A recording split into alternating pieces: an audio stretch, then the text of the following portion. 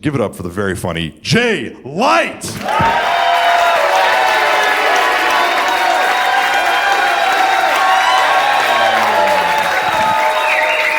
Hello. Oh, hello, Dallas. Very nice to be here. It's nice to see so many people with glasses in the room today, too. That's my target audience, the blind. That's what I'm going for. We feel seen, I see you, we see each other. Those are glasses you wear around a chain? Oh my God. I hope I'm never that much of a fucking dork, but... Blind, baby.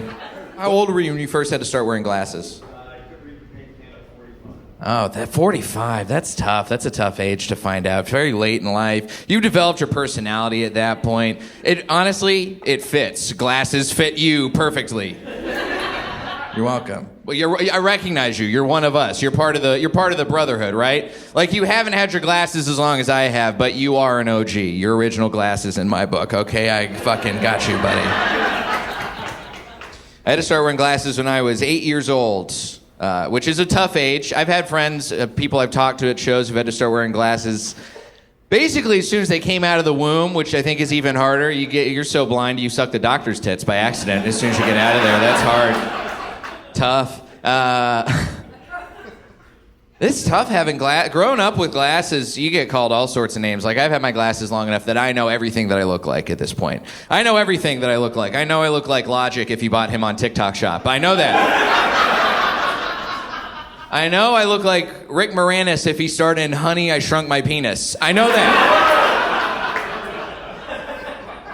I gotta look presentable. I gotta look nice. If I don't, if I wear all black, I look like school shooter Napoleon Dynamite. We can't have that. No, sir. I got called all sorts of names growing up. As a kid, I had my glasses. I got called specs. I got called goggles. I got called four eyes, which is a slur for people with glasses. That is our word. They said it with the hard R, for sure. Where's my homework? Four eyes. I got called gay for having glasses, which I think was very confusing for the kids. They looked at me, they're like, oh, this motherfucker can't even see straight. What's his whole thing? It was tough being a kid with glasses and not knowing what life was going to be like after that. That was the most confusing part, because I started watching all these coming-of-age movies. Be like, all right, well, middle school is a nightmare. What's high school going to be like? What's college going to be like? What's adulthood going to be like? All those movies, it's all like Breakfast Club, Mean Girls, Clueless. They all have one character with glasses in them, and 90% of that movie is trying to get that character to take their glasses off so they can finally get laid on prom night. We are unfuckable if we have glasses, Steve. That's what they told us for years. Hollywood sold me a bill of goods. They made me think, oh, you're going to go hang out at Barnes & Noble? Sounds like a couple of virgins, Jay. Enjoy your lack. I remember moving to L.A., and then all of a sudden I started seeing people who were wearing glasses who actually did not need to wear glasses. Glasses became cool all of a sudden. They became fashionable, and I saw people faking it for fashion's sake. Rude. I saw these people, they have glasses, they don't have bad eyesight. You can see there's no frames in those lenses. You can poke right through that. Idiots, where's your protection? It's rude. You wouldn't fake it for fashion's sake for any other disability. You wouldn't. You're not gonna see somebody like, oh my God, have you seen my new hearing aids? These things, huh? Beats by Dre, noise canceling. Hey, check out my new Louis Vuitton colostomy bag. I just had this thing installed.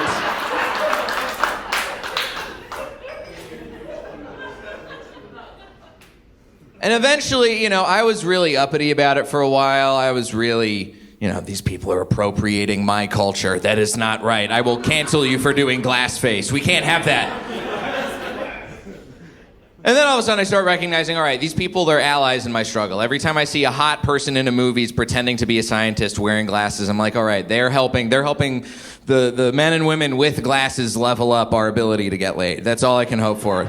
It's helping our perception in society. And then all of my hopes and dreams were dashed. All of my hopes and dreams got sent down because COVID happened. And the pandemic was the hardest time for people with glasses. You had glasses by then, Steve. You know.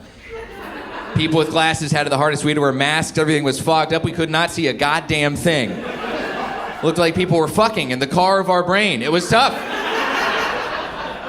Windows to our soul were all fogged up. And they see, you know, there's some other people here with glasses who probably turned out okay, but there's a lot of white guys in here with glasses tonight, and we did not do so hot after COVID, because we thought we looked pretty solid, and then all of a sudden we started looking like every serial killer in every true crime show. Right? Like, I thought everything was great, and then that Jeffrey Dahmer series came out. Oh, boy. If I had a nickel for every time somebody came up to me and they were like, hey, do you know who you kind of look like? You look like that guy who killed and ate all those people. I'd be able to afford a fridge to keep all of my severed body parts in. It'd be nice, honestly. Starting to get a little stinky back there. I like a joke that ends a little bit more like a threat. That's fun. I don't want you guys to get the wrong idea. I am not a serial killer. I just, if it is good, thank you. Yes. If anything, I hope I'm like a nice Jeffrey Dahmer. That's the kind of vibe I want to throw down, right? Like a Jeffrey Dahmer who will make you breakfast in the morning. Or if you play your cards wrong, I'll make you breakfast in the morning. Shut up. It's tough. White guys with glasses, Steve, we used to look like we were doing all sorts of nice things. Crime-wise, we're doing white-collar crime. You know, we're maybe doing a little tax fraud. Now we're going from cooking the books to cooking your neighbor. And that's a look I can't abide with. I hate that. I can't do anything about the fact that it looks like my hobbies include Dungeons and Dragons and dragging women to dungeons. There's nothing I can do about that.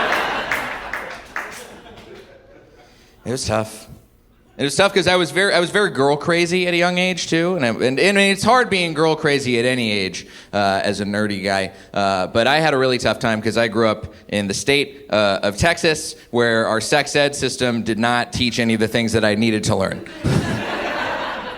Honestly, I think this is not just a Texas problem. I think this is sort of a nationwide problem. Sex ed is not really about sex and not really that educational either. It's just the scariest PowerPoint slideshow that's ever existed.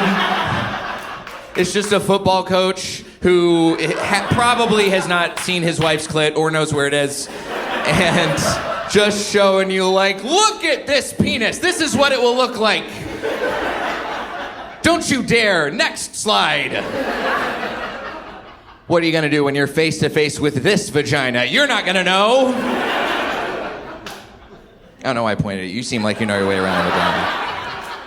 It's not an indictment of your proclivities. I do think that they should teach some basic, like, sexual stuff in sex ed, right? Like, you don't need to teach people how to masturbate in sex ed. I can learn that online just fine, and I did. I went to a website called JackinWorld Dot Com. That's how I learned how to masturbate. It is still up there, fellas. If you're looking to switch up the technique, it is out there. It is good. You thought the women were the only people who could fuck the whole produce aisle? No. The guys, we can get in on there too. Just take the time to hollow out a cantaloupe and put it in the microwave for 10 seconds, and you got. No, I did not go that far. I did not put in that much effort as a teenager. Of course not. Why would I? That's too difficult. That microwave is going to ding, and my whole house is going to wake up, and I'm going to have a lot of things to answer for. Just because I want to try and get some of that sweet, hot cantaloupe pussy.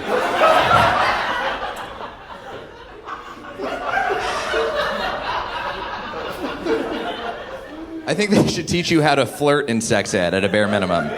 They should teach you how to flirt in sex ed. They don't teach you how to flirt. I had to look that up online, too. Now, of course, I was not Googling any of this stuff. I was on Ask Jeeves. It's the right move. Yes, Jeeves is no snitch. Jeeves has seen some shit. I looked up how to talk to women on a website called BecomeAPlayer.com, which unfortunately no longer exists. So you're SOL, fellas. It's a pickup artist website. It's what it was. It was weird. Pickup artist techniques are not meant for 14-year-old boys. It doesn't apply. I don't know how much Mystery Method you all have read, but don't expect to learn how to talk to girls in your cafeteria. It's about talking to women at bars, not your classmates in the lunch line. There's no peacocking by cutting to the front and being like, excuse me, the lady will have the chocolate milk on me. Put that one down. What's up, girl? My allowance just hit. You want to go to the Cheesecake Factory after this? I got it. It was so, I remember I was on LimeWire. I was like downloading all these ebooks, these pickup artist books. I was reading that. I was downloading porn, of course, and I was downloading the porn and the ebooks back to back, and then like reading and watching and reading and watching, really optimizing my time, really putting my AP education to work. And I remember, there was this one book I read that was called Double Your Dating. Yeah, my man! David D'Angelo fan right here in the front row. I don't know how bad at math you were, but I was horrible at math. I forgot that 2 times 0 was still 0, so the math checked out for me. Nothing doing. But I did eventually manage to figure out how to talk to women. I actually just got married. Thank you. Look at this. Yeah. Sorry, ladies. This succulent veal cutlet is off the market. I don't know how I got married. I don't know how the fuck I did anything, honestly. I will say this. This is more bad news for you guys, not so much for my wife, but I did not save myself for marriage. That was one of the things. I know. There's a couple people in here who were legitimately disappointed by that. I'm not gonna point fingers. We'll see if the camera cuts to the reactions. I did lose my virginity in high school. Surprise, I didn't think it was gonna happen either. Thanks to you. Thank you. Good news for me. I lost my virginity on a soccer field because I'm not manly enough to fuck on a football field. I was in high school, and there's a little bit of knowledge that I had gleaned from BecomeAPlayer.com. The one piece of information that was accurate information for me was, if you think it might happen with someone you're dating, take a condom and put it in your wallet. And condoms, as far as I knew, were good. Those are the 2 forms of birth control that they taught us in sex ed, condoms and pull and pray. Pulling and praying, I don't know where we were supposed to use that, and they also didn't have condoms at school for us, which seems like, go for the condoms, because I had to go to the school nurse, and I'd be like, how did you have any condoms? And she's like, no, pull on out of here and I'll pray for you. Good luck. And when I pull it out of me and I offer it up, put the cum in communion. That's not what I think he meant by talking about body of Christ. Nobody wanted that. All right, you guys didn't want that joke. We'll cut that one out. We'll ditch it. Too early for the cum jokes, I see. It is.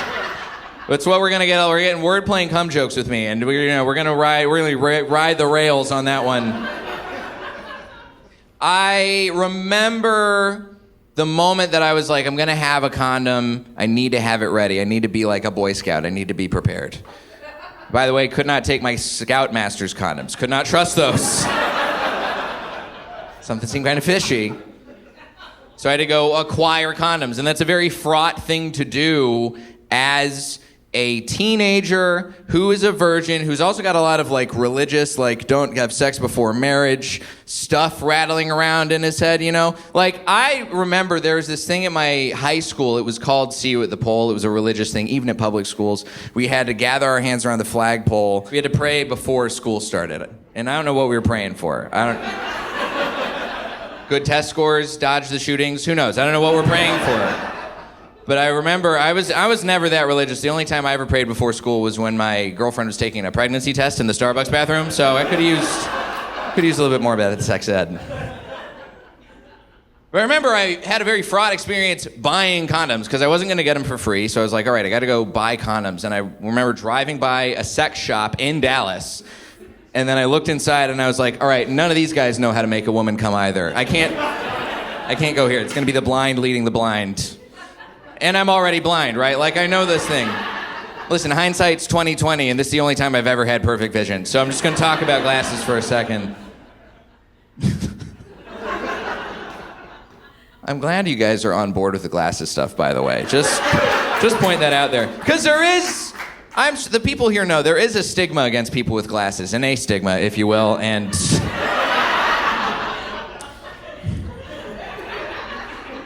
So I remember getting the condoms. I got them at a Walgreens. This is before self-checkout, so I basically had to play which cashier is least likely to be friends with my mom and rat me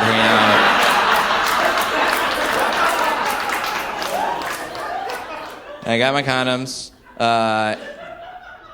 and I put one in my wallet because I was like, it's going to happen, it's going to work out. And that condom was in there for too long. I know, I didn't know that condoms had an expiration date. They didn't teach us that in the sex ed that I barely paid attention to. Condoms have an expiration date. It says it right on the wrapper. I had no idea. The condom was in my wallet. And condoms, I don't know if you knew this, a diamond, right? They're sort of made stronger under heat and pressure. A condom is like a reverse diamond. It does not do well under heat and pressure. It sort of collapses. And I had a lot of heat and pressure happening on my teenage leg, just waiting for this moment. So the condom sits in my wallet for 6 months. You guys should have said something then. You missed your chance. I go to the park, have a beautiful night planned, very romantic. I had a blanket for us to lay down on. I had a stargazing map so we could lie to the cops in case they showed up and asked what we were doing on a school night. I'm an AP anatomy, I swear, I promise. But then I had, the moment came down to it, and I had my eye and I noticed, and I pulled out the wallet, I pulled out the condom, and I opened the condom, and it had disintegrated. It was gone. It was like opening a wallet in a cartoon from the Great Depression, just dust. A moth flew out with an IOU.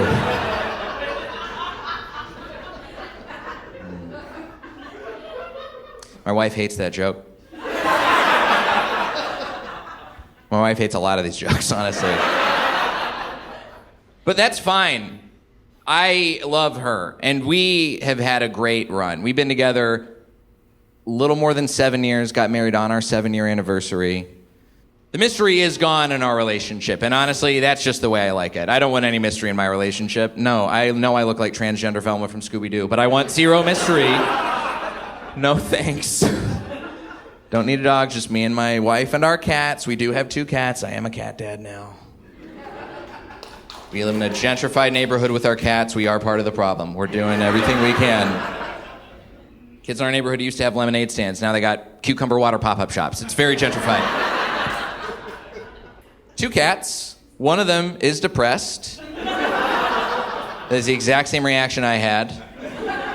I did not think this was real. I thought it was fake.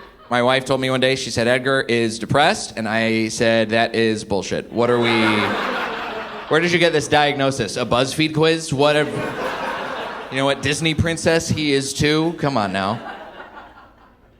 And it's real. I found out it was real because I came home from work one day, and Edgar was just sort of despondently on the couch, scrolling through Instagram. Just looking at pictures of more successful cats. So sad.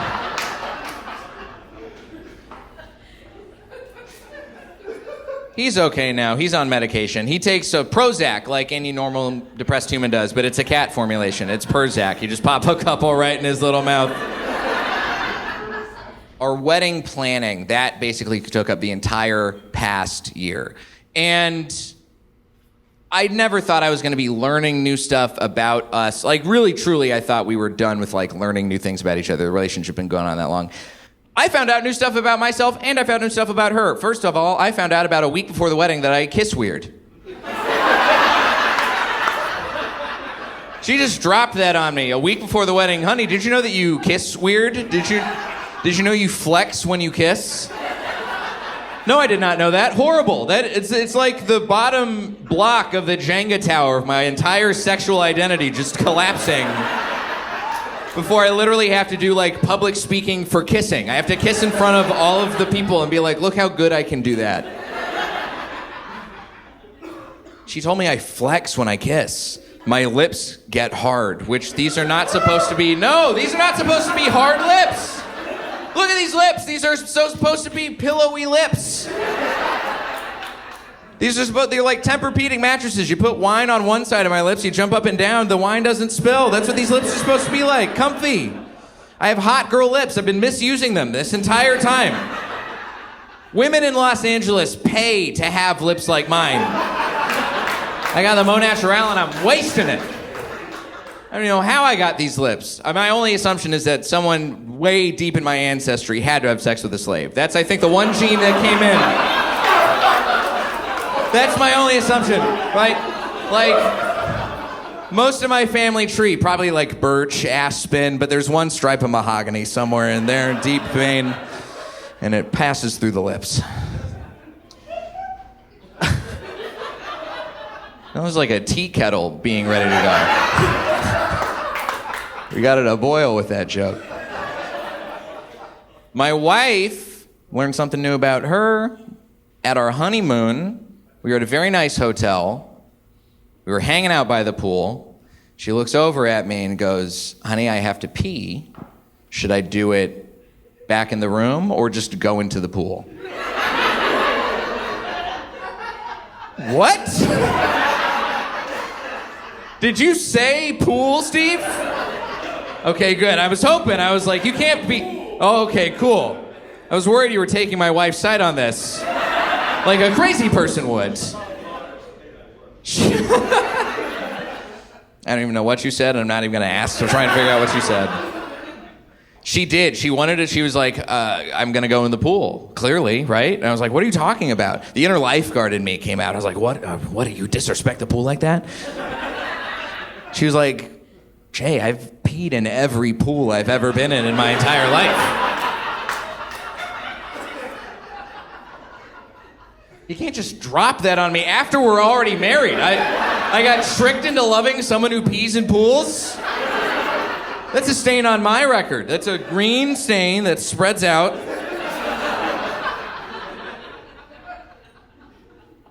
I think I set a new record for how fast it takes to regret marrying somebody. One day. That's all it took. But we love each other. You know, the planning process was intense. We looked around. We went to a ton of weddings, seeing what was to be seen, doing recon missions. We learned a lot of stuff because we were planning it ourselves too. We didn't want to hire a planner. We didn't feel like we needed to. Planning a wedding is easy, especially if you love spreadsheets and hate money. You can do it yourself. And my wife and I hate money. We didn't even keep that shit in the house. We just throw it straight into the furnace. We saw so many weddings. We saw a lot of things that we wanted to have and a few things we didn't want to have. Like the definite, absolute across the board, if you're going to get married, you got to have an open bar at your wedding. Yeah. Right? Yes, absolutely. Everybody needs an open bar at their wedding. I went to a wedding. The bride got so drunk that at the reception, she flashed everybody on the dance floor. That's the kind of energy I need to cultivate.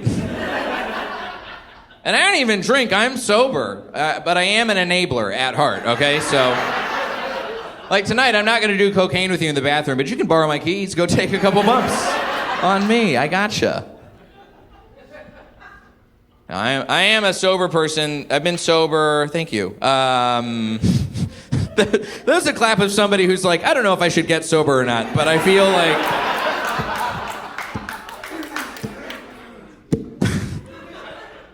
I have been sober a long time, and I know I don't look like I had any sort of drinking or drug problem. It looks like the hardest thing I ever got hooked on was phonics. I know what I look like. I didn't quit drinking because I was bad at it. I was extremely good at it. You have to understand. I got out of there at the top of my game. I was like Michael Jordan in his prime. I had my 6 rings. I just stole them all from people while I was blackout drunk at bars. Right? Like, if I was an alcoholic, I would have been a first-round draft pick. You should have seen my 40 time. Especially if that 40 was King Cobra. That was a real good one. Hey, there's the other degenerates over here.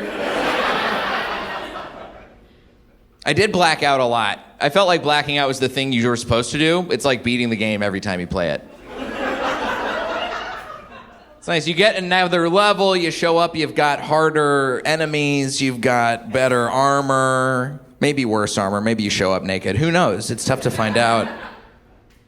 But blacking out is something that is a bit of a team sport, and I was not a good teammate when I was blacking out with people. I never did anything nice for anybody while I was blackout. I never did. I always did horrible things. My friends would always come up to me the next day. They'd be like, Jay, dude, you blacked out. It was a disaster. I never had anybody tell me something nice that I did. Never had anybody come up to me and be like, Jay, dude, last night you got so wasted, you planted like 50 trees. Sick, nice! Yes! Bro, Jay, you got so wasted last night, you solved the Middle East. Well done, congrats! I was not a good teammate when I was blacking out. You need a teammate if you're gonna black out. And I was a sidekick more to people when I was blacking out. Not a good sidekick, mind you. I was more of a Luigi to a lot of people's Marios. You know, a real bumbling idiot. Tough. I would come out of blackouts, and my friends would be staring at me so pissed off, and I'd be like, so did I save the princess and beat Bowser last night? No, Jay, you beat the princess and fucked Bowser. What's wrong with you? Get help. I don't miss alcohol. I do miss other stuff occasionally. I miss some drugs every now and again. Steve, you like drugs? Yeah? What's your favorite? Sure. None? What was your favorite? Shrooms at a YouTube concert. Hey, Shrooms at a YouTube. That's a good one to go with. I loved Shrooms was my favorite drug. I loved Shrooms. I loved acid. I loved all the psychedelics. I didn't know the first time I did Shrooms, nobody told me, they call it a set and setting drug. You have to be in the right place with the right people. I was in the wrong place with the wrong people. I was in a frat party in college. I know. Not as cool as a U2 concert by any means. I remember I started tripping, and I knew that I was tripping because I was on the dance floor, and I felt the crushing weight of student loan debt just all around me, just coming down. I was having a problem. I went to the bathroom. I tried to, compose myself. They had the little Angel Soft brand toilet paper with the baby on the wrapper. I looked over. Baby winked at me. It's like, oh shit, okay. It's gonna be one of those fuck Bowser kind of nights, isn't it? All right, damn. I remember acid and shrooms, though, if you've never done them, those are the ones I recommend to people, but you just got to know what you're in for, right? Like shrooms, it sort of takes reality, it enhances a little bit around you. Like, I would love doing shrooms. I'd go out in the woods. I'd kind of feel like Link from A Legend of Zelda. I'm just a little elf boy looking for a tree with a mustache I can call dad for a few hours. That's all I need. Acid invents reality around you whole cloth. Like, I remember one time I dropped acid with a buddy of mine. We ordered DoorDash, and I saw heaven inside of my Chick-fil-A bag. It's like, damn, this metaphor is a little on the nose, acid. Wow. I don't know how we got the Chick-fil-A. It was a Sunday. That's the miracle.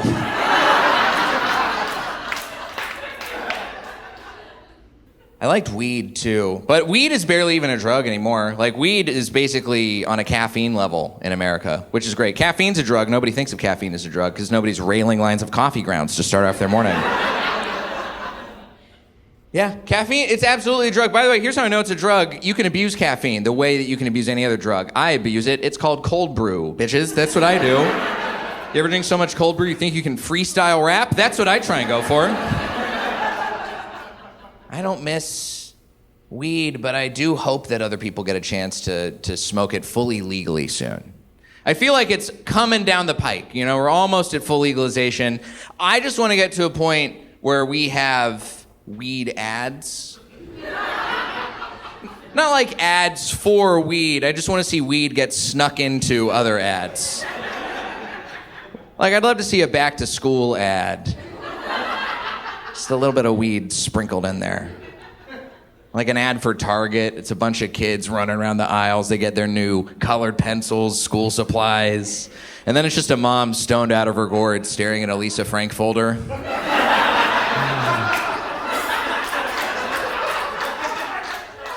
How can I befriend this bedazzled horse?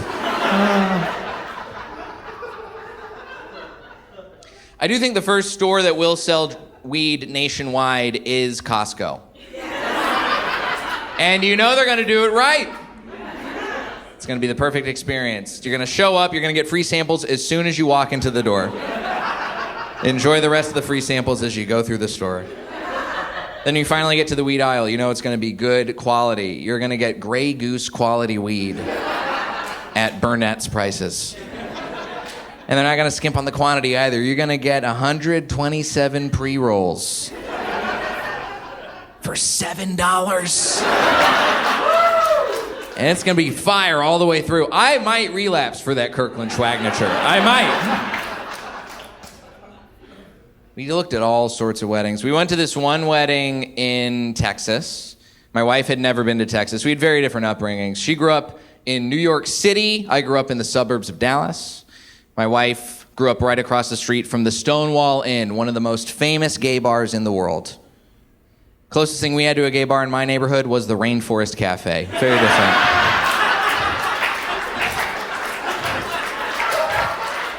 Not too far off, there's a lot of bushes in there, a lot of steam you can hang out in. Just time it out right. We went to this wedding in Texas. She'd never been to Texas before.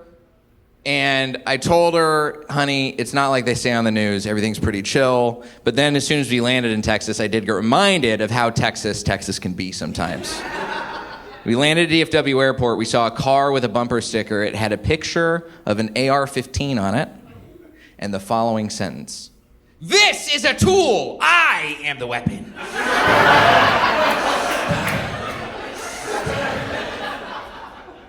Most aggressive Uber we have ever had to ride in. It was... We went to this wedding in West Texas that had a rodeo in the middle of the wedding. Honestly, kind of cool. And I'm not hating on the rodeo at the wedding, but they did make us sing the national anthem before the rodeo started. And I don't need that at my wedding. I saw that and I was like, I immediately don't need this. I leaned over to my wife while it was happening. I was like, honey, what do you think they would do if I kneeled right now? Do you think that would go over? She's like, Jay, I think they will drag you out of here behind a truck. Well, just trying to add to the ambiance, sweetheart. I remember seeing the rodeo at the wedding, because that's a very rich person thing to have at your wedding. We were having a poor people's wedding. We couldn't afford that by any means. I remember I saw my buddy, he was getting married. He's marrying into money, the father of the bride. Very tycoonish is the best way I can put it. Like, he looked like a monocle away from the Monopoly Man. Like, I remember seeing him and thinking, I cannot ask him what he does for a living, because it is something bad. Like, I looked at him and I shook his hand, and I just felt like, oh, this guy owns multiple prisons, for sure. That's the vibe. Like, these hands have Googled legal slavery loophole 2023. I can't... We didn't know what we wanted after that. We wanted we know we wanted something that was, like, felt like us. Like, that's the thing. It gotta feel like you at your wedding. Like, we went to this one wedding that they had a Broadway choreographer do their dances in the middle of the wedding. And we're talking multiple dance numbers, like full, like chorus line kind of shit. They had this one that my wife was a part of where they basically did a dance number to the cell block Tango from the musical Chicago. Okay, to all of the confused men in this section of the room. Okay, so the cell block Tango is from the musical Chicago. A musical is where a bunch of people go on stage and they sing and dance. Chicago is a city, they have hot dogs. Cell Block Tango is a song about a bunch of women singing about how they murdered their husbands, different methods they murdered their husbands. And the bride at this wedding did a full choreographed dance and song to the Cell Block Tango with all of her lady friends at the wedding, directed at her husband. I know, I saw that and I was like, this feels like a threat. Like, crazy energy to cultivate at your wedding, literally 30 minutes after you've said, I love you so much, I will murder you if you step to me, motherfucker. Can't have that. Didn't want that at our wedding. We also didn't want any celebrities at our wedding. We got married outside of LA. I've been to weddings with celebrities. No thanks, I don't need them. Went to a wedding that had the godmother of the bride was Julia Louis-Dreyfus. Elaine from Seinfeld. Yeah. No, see, I don't need the oohs and ahs at the wedding. I am the most important person at my wedding. I don't need Elaine from Seinfeld there. And I know I'm going to be too distracted. I was already distracted enough at that wedding. I was like, when am I going to get to network, huh? When do I get to meet I got a script I'd love her to read. I remember there was a friend of mine who went to a wedding in Palm Springs, and Timothy Chalamet was there. Not at the wedding. He was just hanging out in Palm Springs. That's all anyone could talk about at the wedding. Like, can we get him here? Can we lure him here? Can we get a peach for him to fuck live in front of everybody? Indie film fans in the front row. Good news. We were sort of iffy on a destination wedding. Sometimes they can go well, sometimes they can go bad. Like, we went to a destination wedding in Cleveland. Don't. That's not a destination. Are you fucking kidding me? Cleveland is not a wedding city. We've been to weddings in plenty of good wedding cities. We went to a wedding, New Orleans, great wedding city. Las Vegas, great wedding city. Cleveland, divorce city. LeBron left. You think your wife won't? No. What are you doing? We went to a beautiful destination wedding in Italy. That was really nice. Beautiful, right? But we did find out that Italians don't like Americans that much still, right? Which I think makes sense. I think as a whole, Americans don't like Italians that much. Not like in a bad way, I just know Olive Garden still exists. Like, that's a disrespectful thing, right? It's a stain on Italian culture. Like, if you go to an Italian restaurant in Italy and they have unlimited soup, salad, and breadsticks, leave. Your organs are gonna get stolen. We saw these places, we don't want to need an Olive Garden type experience. Olive Garden's just Italian Chili's. Are you kidding me? Come on. We all know that, right? Chili's, by the way, just Mexican Outback Steakhouse. We all know that, right? Of course, Outback Steakhouse, Australian P.F. Chang's. We all know this, right? Yeah? P.F. Chang's, just Chinese Applebee's. We absolutely know that, yeah?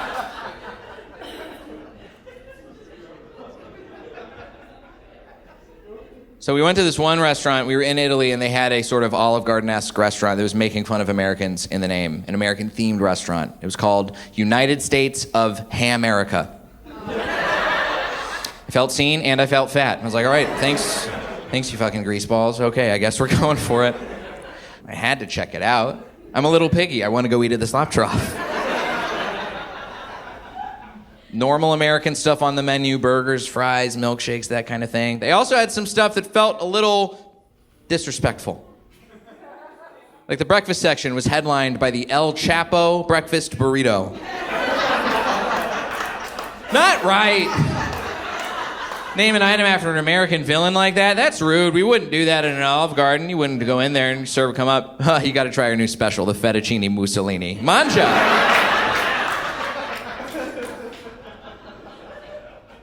I would eat at a restaurant if all of the food was named after American villains. I would eat that. Like El Chapo breakfast burrito, fine if it's at Awful House, not Waffle House. I mean, listen, El Chapo breakfast burrito, fentanyl and eggs, I'm up, I'm down, I'm up again, but I'll go for it.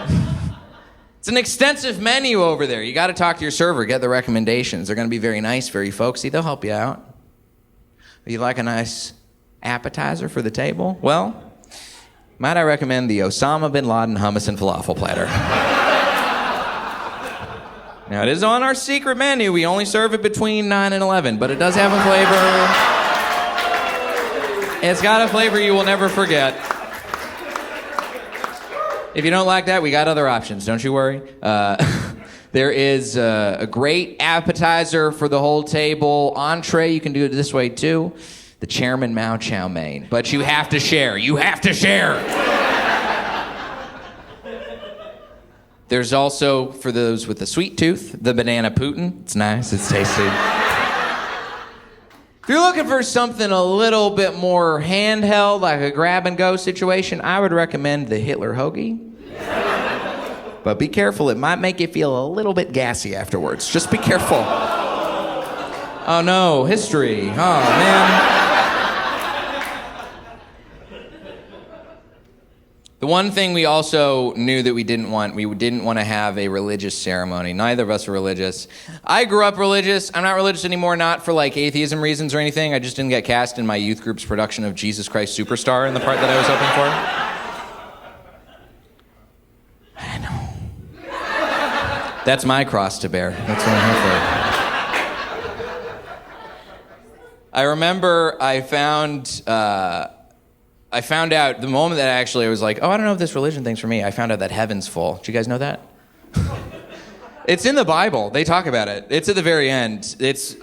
I mean, honestly, you don't need to read the whole book of the Bible. It's just the one book at the end. It's the book of Revelations. It's a great book. It's very exciting, which is not like most books of the Bible. Most books of the Bible, not exciting. This one, zombie apocalypse novel, basically.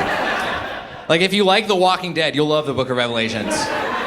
If Michael Bay were to direct a book of the Bible, the book of Revelations would be it. Megan Fox, she's playing God. She's playing the devil. It's the role of a lifetime. It's got all the stuff that happens in the apocalypse in there. It's got the 4 horsemen of the apocalypse. It's got, the moon falling and the stars falling and the seas turning into blood. It's very exciting. But it also has snuck in there one little section where it says exactly how many people are getting into heaven. That number is 144,000 people, which is not that many people. Now, at the time the Bible was written, that's probably most of the people. That's optimistic. Now, that's Waco. It's not a lot.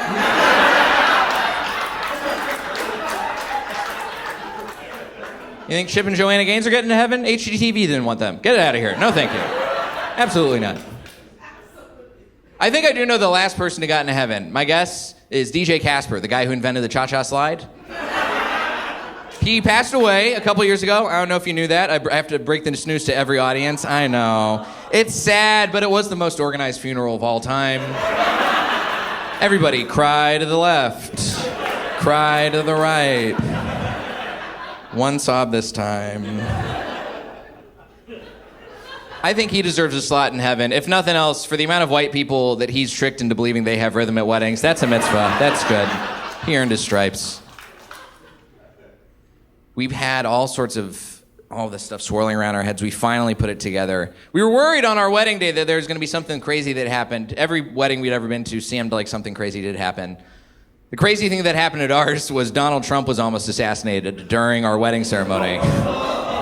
Yeah. Now, none of us knew about it. Everybody had their phones off or on silent. It happened during when we were saying our vows, apparently, or right before. Nobody knew. And then, 30 minutes later, my wife and I were just blissfully unaware. We're so in love. We're having such a great time. And then somebody comes up at the bar.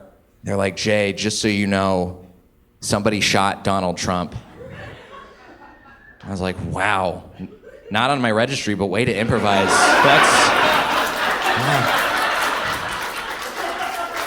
We asked for a magic bullet. I thought we were getting a blender. Wow, who knew? I am very happy to be at this place. My wife and I, we've been together so long, we haven't had any hiccups in our relationship, except for a couple bedroomy kind of hiccups, right? One on her end, we had to change birth control because her IUD expired or filled up or something. I don't understand. Yeah, you look confused. Do you know how the IUD works, sir? You do? You do? Good, that makes one of us. Nice, great, thank you. I didn't. I did not know how the IUD worked. And I remember being like, I gotta learn. Because my first reaction when she told me was like, I gotta get my IUD changed, at a mechanic? What are we talking about? Is there gonna be a bucket? Is there gonna be something drained? My seed taken to the farmer's market, churned into artisanal nut butter? What's going on, sweetheart? I don't know. I don't know, I had to educate myself. I feel like there's a lot of guys who don't know how female birth control works. I had to learn, right? The IUD, very effective, right? It's a piece of metal or plastic. It's fully inserted into the cervix, and then it blasts the sperm away with lasers. Pew, pew, pew. It's very sci-fi, right? Fellas, it turns the vagina into the Death Star. It's great. You got C-3PO and IUD-2 holding down the fort. Nobody's making the Kessel Run on their watch. There's a couple other options. There is the Nuva ring. It's a ring. It's new. Goes right into the va. You just pop it right up into the va. It's right there. Not super effective. Big design flaw. It tends to pop out in the middle of sex. I was with a gal one time. That happened. Popped out in the middle of things. That wasn't the worst part. The worst part was she made the same noise Sonic the Hedgehog does when he gets hit by an enemy. Bling, bling, bling, bling. You don't want to find out you're slinging that Dr. Robot dick? Absolutely not. No thanks. There's also a patch, a birth control patch. I don't know how this one works. I'm assuming it's like you're trying to quit smoking. Yeah, it's like a nicotine patch, but you pop it out and the fetus comes out and you stub that out on the sidewalk like a cigarette. I think I'm not a doctor. You don't have to trust me. I will be vulnerable about this for a second. I have a problem that I have had to focus on, right? Because my wife looked beautiful on her wedding day, and I wanted to have a wedding body. I tried, but I also wanted to have a wedding dick, and I couldn't pull that off. Right? I'm in my mid-30s now, so things are starting to change down there. I do got a little bit of a erectile dysfunction issue going on, right? And I see there's some other gentlemen in here who run into that too, right? I'm clocking you guys right there. This is the uniform of a man who gets Hims targeted ads on Instagram. Just a couple of guys like us high-fiving in a beige field because our dicks work and our hair's luxurious. That's what we get. I learned recently there is a sister company to Hims. It's called Hers. Yeah, I didn't know this. Hims sells dick pills and hair tonic. Hers, antidepressants. So that's big difference.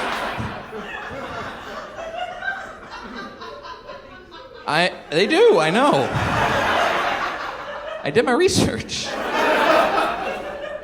It's really unfortunate to have what I have, but I am glad it's just one. It's not both of the symptoms. Like, it's not premature ejaculation and erectile dysfunction. What a horrible combo that would be. Have them both at the same time. Can you imagine how messy your feet would get before you have sex? Horrible.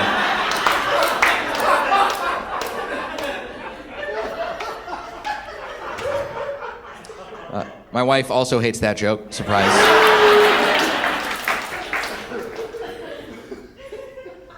I do feel like we're trying to find a solution to it, you know? Like my wife suggested, oh, well, maybe you should watch less porn. And I tried quitting porn altogether. I lasted about a week. I couldn't do it. I tried. I had to quit because I started getting these sex dreams that were weirder than anything I was searching for, you know? And my search terms already not great. They're not so great. I've learned a lot about myself by the porn that I watch. I've learned I want to be a part of a gangbang. I don't like admitting that, but that's what it is, right? I just know I can't because in order for it to work, I would have to be all the penises. I couldn't do that. I can't just be one guy to gangbang, like 37th in line. I'm too much of a social butterfly. I'm there to make friends. Making small talk at the wrong times. Hey, you guys want to go get something to eat after this? What's that? Fuck off? Oh, okay. Yeah, sure. Man, these curtains are exquisite, huh? Say how do y'all know, Deborah? I started having these dreams that were way weirder than anything I was searching for. I had this one dream where I was having a threesome with my high school sweetheart and my dad. I know.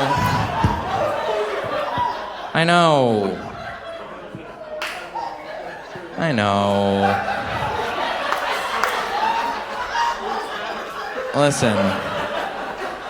And before I finish this joke, I just need to say this. I do want to have a good relationship with my parents. I know it's a weird thing to say right as I drop that.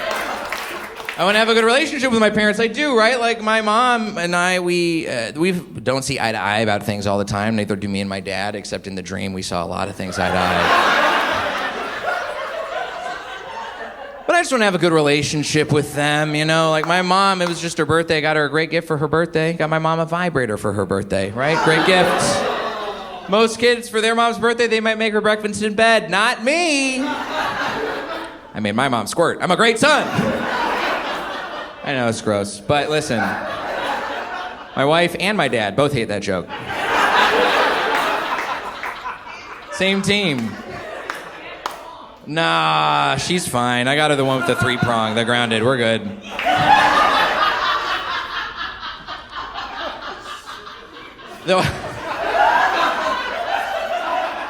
I had this thing, you know, I'm not worried about my dad laying down the pipe. I just worry about his health, you know. I see him mostly in pictures these days. He's getting up there in age. He's getting a little up there in weight. I know they say the camera adds 10 pounds, but I'm like, Dad, stop eating cameras. It's clearly bad. So I have this dream. I have this threesome with my high school sweetheart and my dad, and I wake up, and it's bad, you know, but it was the closest my dad and I have been in years. We were high-fiving. He told me he was proud of me. Like, And I woke up crying and coming. That's no way to live. You guys are great. I'm Jay Light. Thank you so much.